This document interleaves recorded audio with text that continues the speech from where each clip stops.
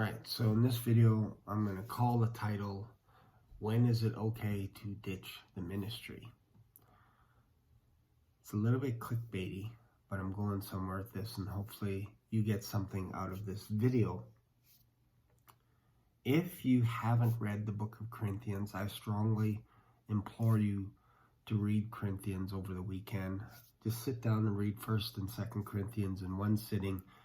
You're going to get a lot out of it. And my goal is to help you understand the love of Christ, love of God, and everything that He's done for us. And sometimes the book of Corinthians, or the Corinthians in general, have been given a bad rap. Like, this is an evil church. This is a wicked church. And you'll hear messages preached at the pulpit where don't be like the Corinthians and all this kind of stuff. And I would actually say, be like the Corinthians. Not do the wickedness that they did. And really the wickedness was one man actually slept with or had a marital affair with his father's wife, which Paul said this is wicked, and no, not even the Gentiles are doing this kind of thing.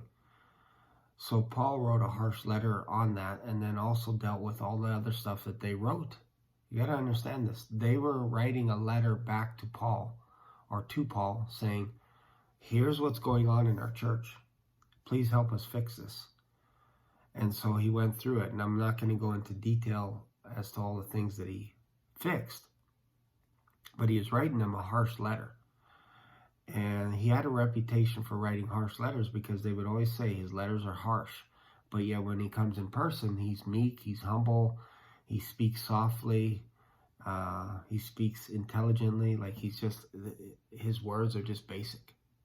Like, he's not trying to complicate anything. And some people are like, wow, this is not the same guy because his letters are harsh, and yet in person this guy's just so meek and mild. And he's like, well, what do you want? Do you want me to come with a rod, or do you want me to come in meekness and humbleness and all this stuff? So anyways, writes a harsh letter.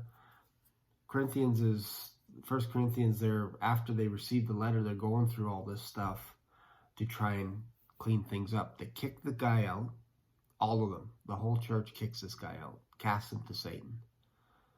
And Paul is testing them on this because in 2 Corinthians, he said, I was testing you to see if you're obedient, and not to be so harsh on this brother, but to see what you guys would do. And they kicked him out, and then he repented and came back. And they brought him back into the fold, and they loved on him and everything. And Paul was commending them on this in 2 Corinthians. And then something happened in chapter 2. He talks about when he was in Troas to preach Christ's gospel, a door was opened unto me of the Lord, but he had no rest in the spirit because he found not Titus my brother. But taking my leave of them, I went from thence unto Macedonia. So Titus is gone. He disappears. He leaves. And I don't know what Paul was thinking. I could assume that maybe Paul was thinking, did Titus abandon the ministry? Did he leave me? Did he desert me? Did he get captured? Did he get killed? What happened? Like, he's gone. And while he's preaching the gospel, he's thinking about, man, I don't know where Titus is and I can't find him. So we find later what actually happened. If you go to Corinthians chapter 7, for when we were, verse 5, when we were come unto Macedonia, our flesh had no rest, but we were troubled on every side. Without were fightings, and within were fears. I think one of those fears was, where was Titus? Nevertheless, God that comforteth those that are cast down, comforted us by the coming of Titus. Not only, so Titus actually came back. And they were so happy to see Titus. And then verse 7, not only by his coming only, but by the consolation wherewith he was comforted in you, when he told us your earnest desire, your mourning, your fervent mind toward me, so that I rejoiced the more. Titus, after he found out the letter that Paul wrote to Corinth, had it on his heart to basically ditch Paul and go to Corinth and help them out. This is a pillar, one of Paul's pillars. And Paul had asked Apollos to go, and Apollos is like, I'm busy, I got other stuff to do.